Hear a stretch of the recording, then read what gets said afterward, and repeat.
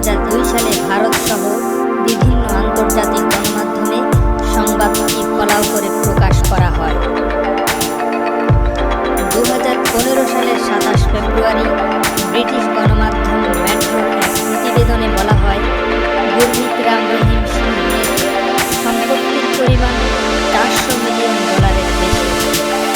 বিশ্বজুড়ে তার 5 কোটির বেশি ভক্ত রয়েছে। আধ্যাত্মিক সংগঠন ডেরা সচ্চা সৌধার তার বিরুদ্ধে অভিযোগ, তিনি 400 পুরুষকে নিজেদের লিঙ্গ বন্ধনে উৎসাহিত করেন। কারণ হিসেবে তিনি তখন বলেছিলেন, এতে সৃষ্টিকর্তার সরাসরি সান্নিধ্য পাওয়া যাবে। প্রত্যক্ষদর্শীরা জানান, বাবা রাম রহিমের আশ্রমের ভেতর প্রতিষ্ঠিত একটি হাসপাতালে এই লিঙ্গ বন্ধন কার্যক্রম পরিচালিত হয়। 2000 সালে এই গণহারে নতুন সুখ করার কাজটি করা হলেও প্রকাশ্যে আসে 2002 সালে।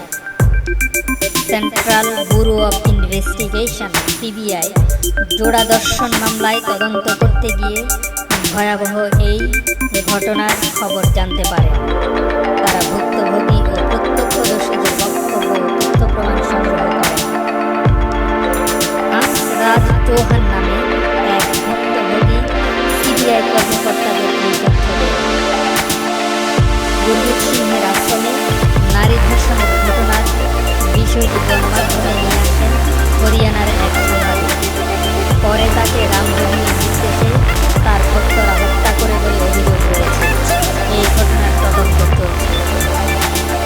2 অনুসারীকে ধর্ষণের অভিযোগে ভারতের আলোচিত ধর্মগুরু গুরমিত রাম সিং দোষী সাব্যস্ত হয়েছে।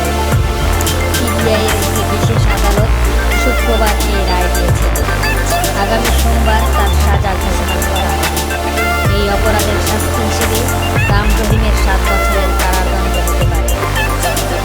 প্রায় 15 বছর আগে রাম রহিমের এক সাবেক অনুসারী এই মামলা করেছিলেন।